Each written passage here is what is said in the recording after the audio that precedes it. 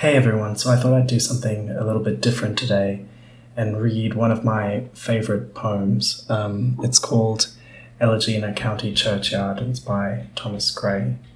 If you like this video, feel free to leave a comment below and subscribe and leave any opinions you have about future videos.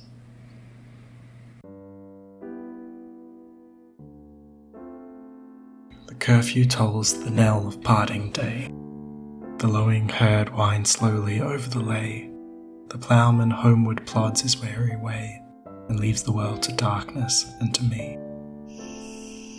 Now fades the glimmering landscape on the sight, and all the air a solemn stillness holds, save where the beetle wheels his droning flight, and drowsy tinklings lull the distant folds. Save that from yonder ivy-mantled tower, the moping owl does to the moon complain, of such as wandering near her secret bower, molest her ancient solitary reign. Beneath those rugged elms that yew trees shade, where heaves the turf in many a mouldering heap, each in his narrow cell forever laid, the rude forefathers of the hamlet sleep. The breezy call of incense-breathing morn, the swallow twittering from the straw-built shed, the cock's shrill clarion, or the echoing horn, no more shall rouse them from their lowly bed. For them no more the blazing hearth shall burn, or busy housewife ply her evening care, no children run to lisp their sigh's return, or climb his knees the envied kiss to share. After the harvest their sickle yield, their furrow off the stubborn glebe has broke. How jocund did they drive their team afield, how bowed the woods beneath their sturdy stroke. Let not ambition mock their useful toil, their homely joys and destiny obscure, nor grandeur hear with a disdainful smile the short and simple annals of the poor. The boast of heraldry, the pomp of power, and all that beauty, all that wealth ever gave, awaits alike the inevitable hour. The paths of glory lead but to the grave.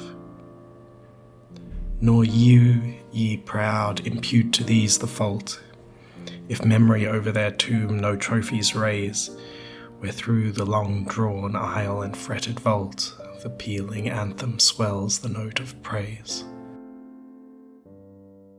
Can storied urn or animated bust back to its mansion call the fleeting breath? Can honour's voice provoke the silent dust, or flattery soothe the dull cold ear of death? Perhaps in this neglected spot is laid some heart once pregnant with celestial fire, hands that the rod of empire might have swayed, or waked to ecstasy the living lyre. But knowledge to their eyes her ample page, rich with the spoils of time, did never unroll, till penury repressed their noble rage, and froze the genial current of the soul. Full many a gem of purest ray serene, the dark unfathomed caves of ocean bear. Full many a flower is born to blush unseen, and waste its sweetness on the desert air. Some village Hampden, that with dauntless breast the little tyrant of his fields withstood, some mute inglorious Milton here may rest, some Cromwell guiltless of his country's blood. The applause of listening senates to command, the threat of pain and ruin to despise, to scatter plenty over a smiling land, and read their history in the nation's eyes. Their lot forbade, nor circumscribed alone, their growing virtues but their crimes confined, forbade to wade through slaughter to a throne, and shut the gates of mercy on mankind. The struggling pangs of conscious truth to hide, to quench the blushes of ingenuous shame, or heap the shrine of luxury and pride with incense kindled at the muse's flame. Far from the madding crowd's ignoble strife, their sober wishes never learned to stray along the cool sequester vale of life. They kept the noiseless tenor of their way. Yet even these bones from insults to protect, some frail memorial still erected nigh, with uncouth rhymes and shapeless sculptures decked, implores the passing tribute of a sigh. Their name, their years, spelt by the unlettered muse, the place of fame and elegy supply, and many a holy text around she strews, that teach the rustic moralist to die. For who to dumb forgetfulness a prey, this pleasing anxious being, ever resigned, left the warm precinct of the cheerful day, nor cast one longing, lingering look behind. On some fond breast the parting soul relies, some pious drops the closing eye requires. Even from the tomb the voice of nature cries, even in our ashes live their wonted fires. For thee who mindful of the honoured dead, dost in these lines their artless tale relate, if chance by lonely contemplation led, some kindred spirit shall inquire thy fate.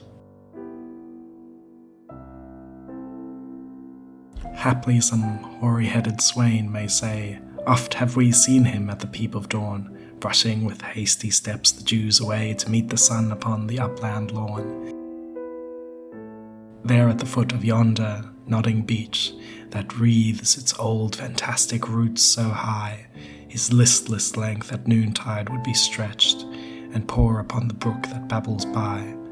Hard by yon wood, now smiling as in scorn, muttering his wayward fancies he would rove, now drooping, woeful, wan, like one forlorn, or crazed with care, or crossed in hopeless love.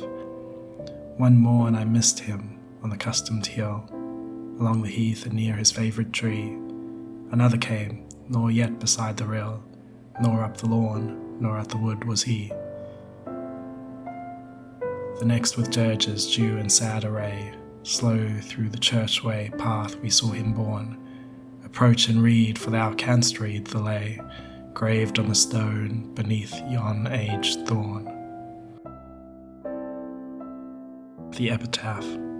Here rests his head upon the lap of earth, a youth to fortune and to fame unknown. Fair science frowned not on his humble birth, and melancholy marked him for her own. Large was his bounty and his soul sincere, heaven did a recompense as largely send.